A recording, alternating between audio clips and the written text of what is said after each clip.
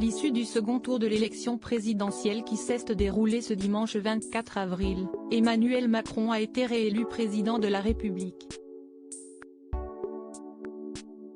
Le candidat sortant a recueilli 58% des suffrages face à la représentante du Rassemblement national, Marine Le Pen qui a obtenu 41,5%.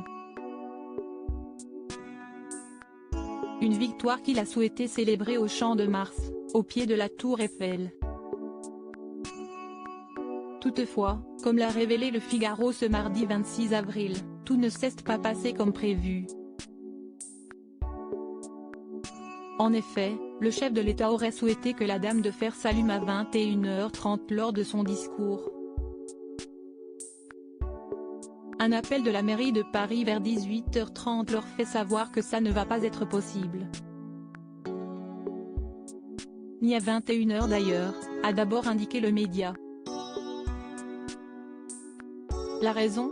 Il fait étonnamment jour ce soir.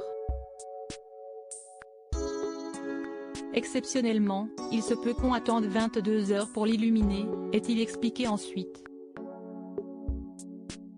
Une raison logique mais qui a rapidement énervé Emmanuel Macron. Il est entré dans une colère froide, est-il précisé. L'incident a rapidement été réglé, une demi-heure plus tard, l'affaire est réglée. Mais pour les belles images, si est raté. Un discours très mouvementé. Malgré cette colère, il était hors de question pour Emmanuel Macron de se laisser abattre. Si est un peu avant 22h qu'il s'est rendu sur le Champ de Mars. Pour cela, il était accompagné de son épouse, son premier soutien mais aussi d'enfants. Sur scène, le chef de l'État s'est rapidement réjoui. Après 5 années de transformation, d'heures heureuses et difficiles, ce jour du 24 avril, une majorité d'entre nous a choisi de me faire confiance pour présider notre République dans les 5 années à venir, a-t-il affirmé. Par la suite, il a assuré être le président de tous avant d'ajouter « Je sais ce que je vous dois ».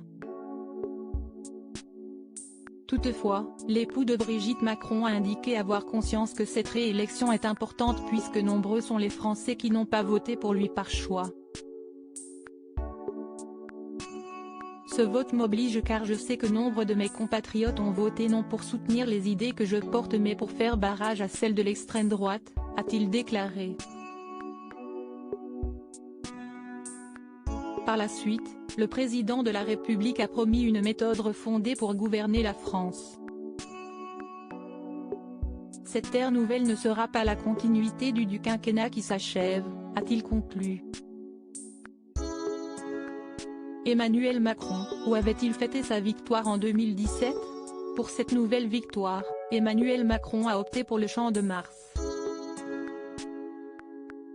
En 2017, lors du second tour de l'élection présidentielle, il obtient 66,06% des voix et, âgé de seulement 39 ans, il devient le président de la République le plus jeune de l'histoire de France. Si est au Louvre qu'il avait souhaité célébrer cette victoire, en présence de nombreux partisans. Au son des notes de l'hymne européen et à l'aide d'une mise en scène très solennelle devant la pyramide du Louvre, il avait remercié ses électeurs et donné un mot d'ordre, tout faire pour qu'il n'y ait plus aucune raison de voter pour les extrêmes. Loading widget.